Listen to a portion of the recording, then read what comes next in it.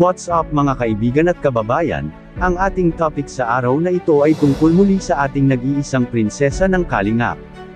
Napag-alaman po natin na bawal nang kunin ni Lolo Nestor si Rina o lapitan man lang, at ayon po sa ating nakalap na balita meron ng Barangay Protection Order, na galing po mula talaga sa barangay, at yan po ang ating alamin kung bakit umabot sa ganitong sitwasyon, at alam naman po nating lahat na si Rina ay ibinalik na ni Ate Melanie sa pangangalaga ni Ate Roda. Ibig sabihin nasa ilalim ng pangangalaga ng Team Kalingap. Ito nga po, pakinggan po muna natin si Kuya Val.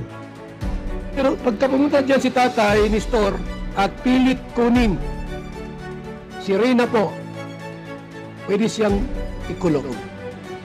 Bakit po? Sapagkat mayroon na pong BPO, Barangay Protection Order. Barangay Protection Order. Pwede siyang pangsamantalang ikulong. Kapagkat si Rina po ay meron na pong BPO, Barangay Protection Order. Na hindi pwedeng kunin ng lolo ng sapilitan. Pumirma na po yung ina na ang sabi noon sa pinirmahan na pangsamantala ilalagak ang kanyang anak na si Rina sa Kalingap. Ipinagkatiwala ng ina si Rina sa Kalingap. Pumirma doon si Melanie. Kaya wala pwedeng kumuha dito. Kahit sino. Kahit sino ng investor, hindi pwedeng kunin ng sapilitan. Pwede siyang ikulong. Pwedeng ikulong. Kaya pwede siyang dumalaw para dumalaw sa kanyang apo, gustahin niya, dalawin niya. Ganun. At yun, may BPO na talagang hindi na basta-bastang makuha ni Lolo Nestor si Rina dahil may order na sa barangay na kung sapilitan uli na kunin ni Lolo Nestor si Rina ay maaari siyang makulong.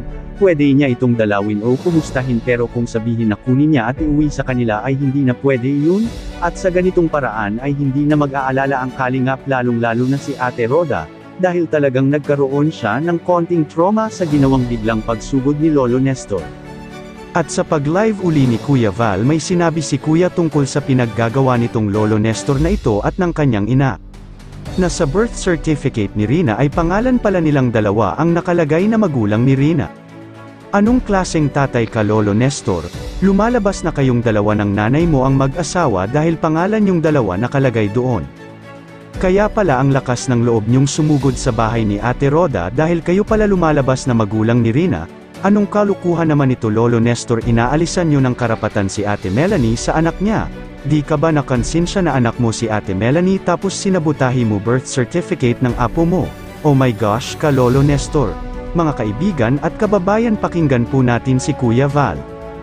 Yun isa siya magreklamo kung sakali, di ba? Sabi ko logically, anak si Rina, nung ano pangalan nito? Ni Melanie. Ni Melanie. Mm-hmm. No? Ang pagkakamali lang ni Melanie, hindi niya alam na ipinarehistro nung lolo na lumalabas na magulang ay yung lolo tsaka yung lola. Di ba? Yun lang. Parang lumalabas sa birth certificate, kapatid ni Melanie ni si Rina, di ba? Ang tunay naman talagang ina si Melanie. Yun ba ginawa ng lolo na sila ang nag-rehistro sa bata? Tatanungin ko yung mga kaibigan nating attorney kung ano ang pwedeng gawin. Pwede na naman daw yung late registration. But syempre, speaking of technicalities, legal na usapin na yan, medyo mabigat yan. Kasi ang punto de vista namin dito, nasa tamang kamay yung bata. Tama. Kaya yun ang naging aksyon ng barangay para at least ma-relax yung bata. Actually, pag nakita nga namin dun sa sitwasyon niya kay Roda, okay naman yung bata, nakakapanood ng TV, nare-relax, minsan nagbabasa ng mga pinag-aaralan sa school. Ang importante dyan, Kuya Bal, gumaling yung bata. Oo. Tama yun. Yan ang pinaka-punto de vista natin dito. Yung pinaka-bottom line natin is gumaling si Rina.